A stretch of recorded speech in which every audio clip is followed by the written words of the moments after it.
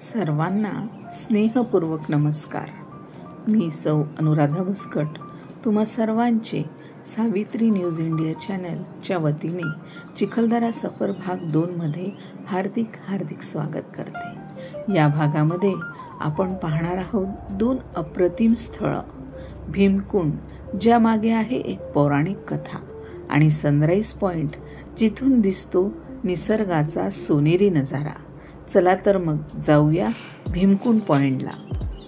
भीमकुंड हे अमरावती जिल्ह्यातील चिखलदरा येथील एक निसर्गरम्य आणि पवित्र पर्यटन स्थळ आहे।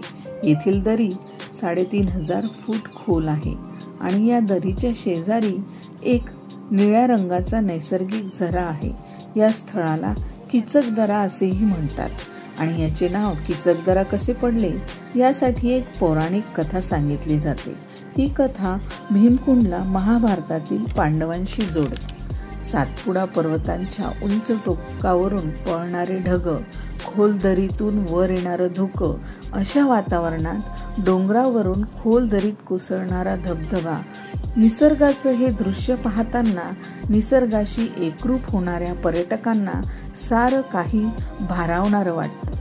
मेळघाटात चिखलदऱ्यालगत भीमकुंड अशी ओळख असणाऱ्या या स्थळाचा महाभारतातही उल्लेख असल्याचं सांगितलं जातं। चिखलदऱ्यापासून परतवाडा मार्गावर 1 ते 1.5 किलोमीटर अंतरावर उजव्या बाजूला घनदाट जंगलाआड भीमकुंड हे निसर्गरम्य स्थळ आहे।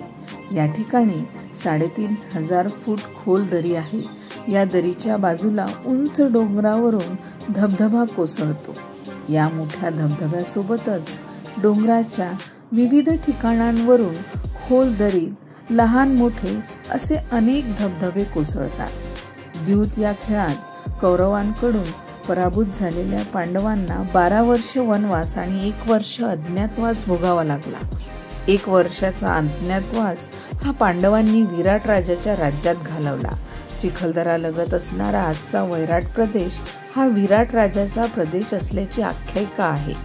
अज्ञातवासात पांडव याच विराट नगरीत होते। या ठिकाणी युधिष्ठिर हे कंक नावाने मंत्री होते, तर भीम हे वल्लभ नावाने स्वयंपाकी, अर्जुन हे बृहन्नड्डा नावानं स्त्री वेशात नृत्य शिकवण्याचे काम करायचे, नकुल हे ग्रांथिक नावाने घोड्यांची देखभाल करायचे, सहदेव हे तंत्रीपाल या नावानं गायी बैल राखायचं काम करायचे आणि द्रौपदी सैरंध्री यांची दासी म्हणून काम करत असे। राजाच्या दरबारात सेनापती असणाऱ्या कीचक या राक्षसाने द्रौपदीवर वाकडी नजर टाकण्याचा प्रयत्न केला।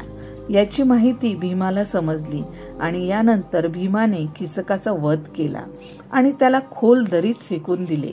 कुंडामधील पाण्याने भीमाने रक्ताने माखलेले हात धुतले। या प्रसंगावरून हा परिसर किचकदरा आणि पुढे याचा अपभ्रंश होऊन चिखलदरा झाला। धबधबा ज्या कुंडात कोसळतो त्याला भीमकुंड हे नाव पडलं।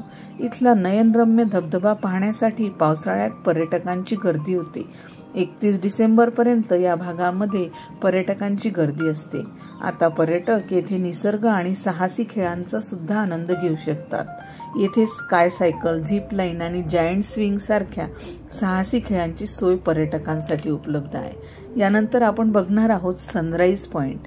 हे चिखलदऱ्याच्या मुख्य बाजारापासून 3 ते 4 किलोमीटर लवादा या गावाजवळ आहे।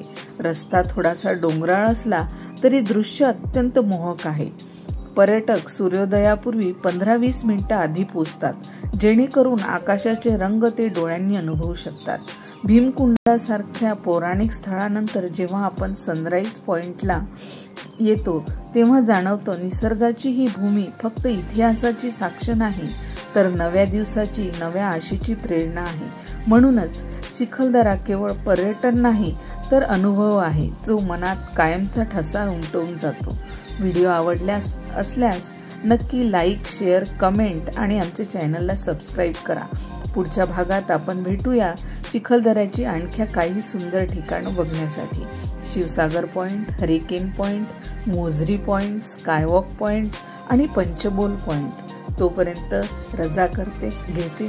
धन्यवाद।